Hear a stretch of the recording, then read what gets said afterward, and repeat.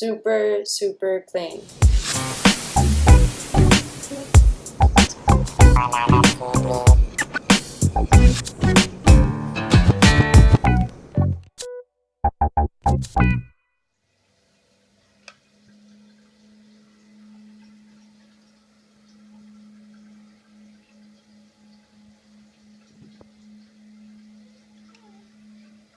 So firstly, guys, I have to apologize. We did not get a lot of filming in today. The reason being we were super, super, super busy and just didn't have a chance for me to really film as I was making stuff even.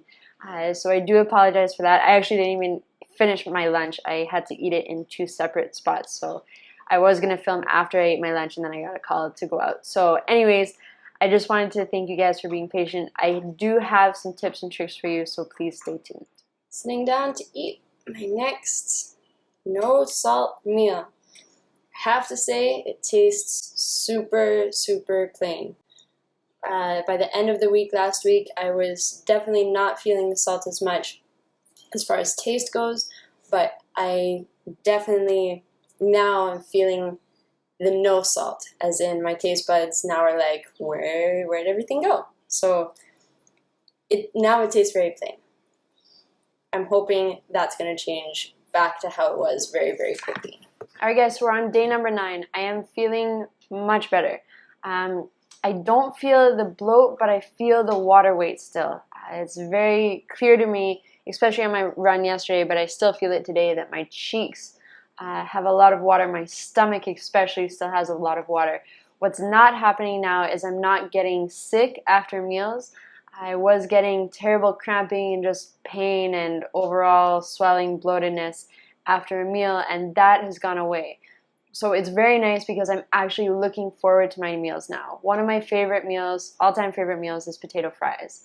And I was actually on the last night of having sodium, and I looked at Nicole and I said, I'm not even excited about tonight's dinner. And she was like, what? What do you mean? You're always excited for potato fries. I said, yeah, but I know how bad I'm going to feel after.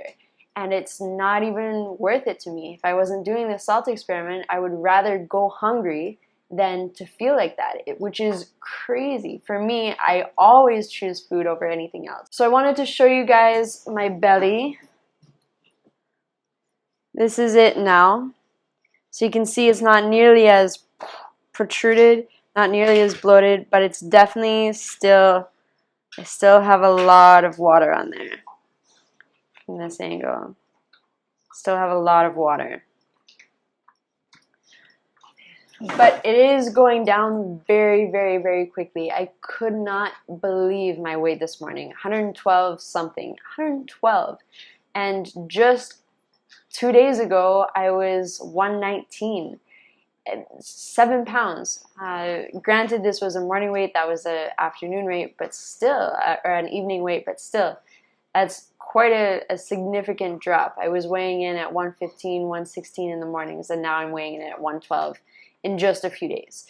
So that should be motivation for you guys. If you are somebody who has a lot of sodium in their diet and you're not sure what to do, because you feel like you've been doing the high carb, low fat, vegan lifestyle, raw till 4 even for a while and you can't kick the weight, try going off the sodium or try at least to decrease it. I don't always recommend that people go absolutely no sodium, but I'm going to talk about that in a future video, probably tomorrow or the day after.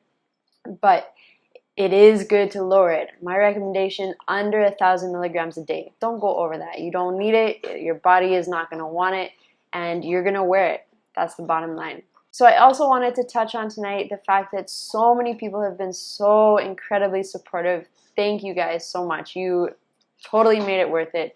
When I read people's comments saying that I've inspired them to lower their sodium or to cut their sodium, or that they're definitely going to try and not to add table salt, that makes my day. It makes it 100% totally worth it. So thank you guys for the support. Thank you so much for the comments. Because so many people are trying now to cut down on their sodium intake, I wanted to talk a little bit about how you can do that to make it easier for you. So if you are taking out the table salt, other things that you can do is to add in lime or celery to your dish. Those two things usually have a salty kind of flavor, and especially if you're trying to come off the salt, it's nice to kind of substitute it in. Another thing is that if you're normally somebody who cooks with salt, so you'll add salt in while it's cooking, don't do that. Wait until you have your meal in front of you and then add table salt to the top of it, or Celtic or whatever sea salt that you're choosing to use. But to add the salt on top, because the flavor is, as we saw in the series, is much more pronounced, and you'll feel it a whole lot more than if you're adding it into the cooking. When you add something while it's cooking, it kind of absorbs in, and that's why when you add spice, the longer you cook it, the less spicy it will become. So if you are going to add salt to your meals, make sure that you're not cooking the salt. It's better always to add it on top when you're finished. Another thing is, if you are going to eat salt, is to drink beforehand. Drink between 500 milliliters and a liter of water before your meal. So not right before, not 15 minutes before I start trying to chug, but 45 minutes to half an hour before your meal. Try to get some water down. What that does is when the salt comes into your body, it kind of dilutes it. And it's easier for your body to absorb the salt and get rid of it, do whatever it needs to do with it, but it won't end up poofing you out as much.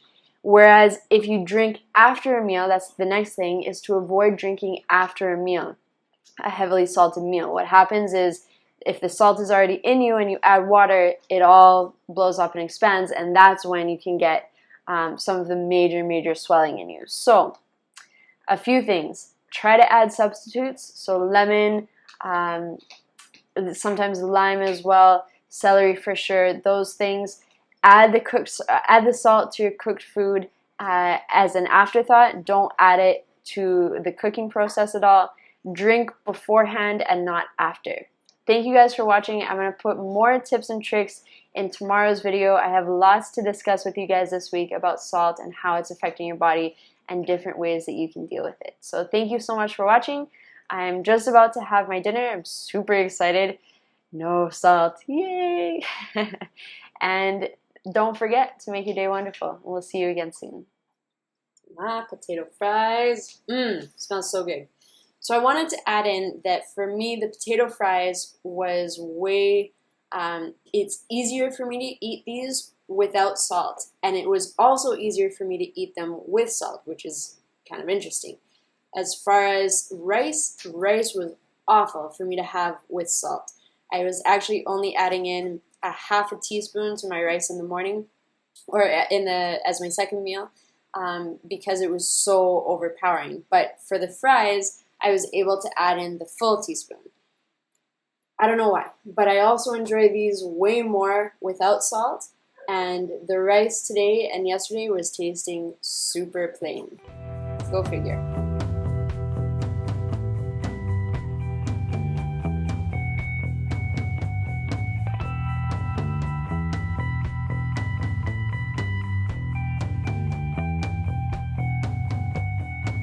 Carb up and spread the fruit.